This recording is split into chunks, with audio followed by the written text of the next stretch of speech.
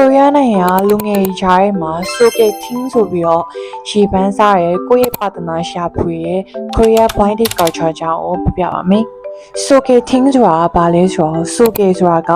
ကိုရီးယားလိုမိတ်ဆက်ချင်းဆိုတဲ့အဓိပ္ပာယ်ရပြီးတော့ Ting ဆိုတာကျတော့ meeting ဆိုတဲ့အဓိပ္ပာယ်ရတယ်ပေါ့နော်။ဆိုတော့ကိုယ့်ရဲ့တငယ်ချင်းလို့ဖော်ကင်ဘက်ကနေပြီးတော့တစ်စင်မိတ်ဆက်ပြီးရဲဆိုတဲ့အဓိပ္ပာယ်တက်ရောက်တယ်။ကိုရီးယားလူမျိုးတွေကဘာလို့ Sogeting လုပ်ကြလဲဆိုတော့သူတို့ကအမြင်အလုပ်တွေအချိန်နေနဲ့ပြည့်နေတဲ့အတွက်ကြောင့်ကိုယ့်ရဲ့ပါတနာရှာဖို့အတွက်အချိန်မရှိဘူးဆိုတော့ဒီ Sogeting ကိုသူတို့လုပ်ကြတာဖြစ်တယ်한국인들의 얼굴 보는 거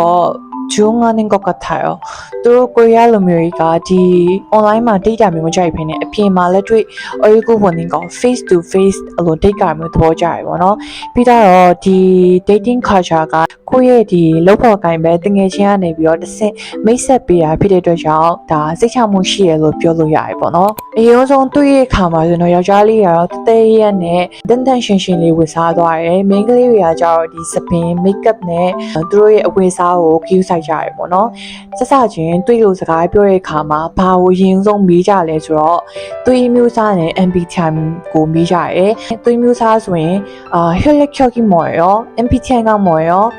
အဲ့လိုမျိုးအရင်ဆုံးမေးကြရပေါ့နော်မေးပြီးသွားတော့မှသူတို့စကားဝိုင်းတစ်ခုကိုစရဲ့အနေနဲ့어떤 음식을 좋아해요?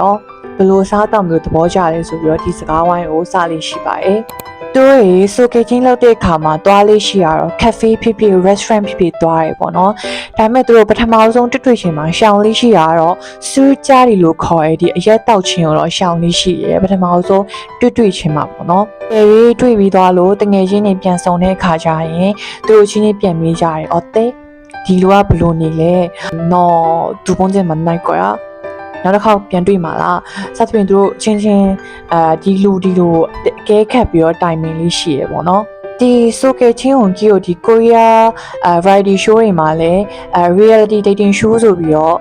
တွေ့ရတယ်အဲ့ဒါအမှန်တော့လေ Sogeting ပဲပေါ့နော် Sogeting ကိုမှ reality show အနေနဲ့ပြင်နေထားတဲ့ပုံစံမျိုးဖြစ်ပါတယ်ဆိုတော့ဒီနေ့ပြပြသွားရဲကိုရီးယားနိုင်ငံရဲ့ blind date culture ဖြစ်တဲ့ Sogeting ဆိုတဲ့အကြောင်းကိုအားလုံးသဘောကျမယ်လို့ထင်ပါတယ်그럼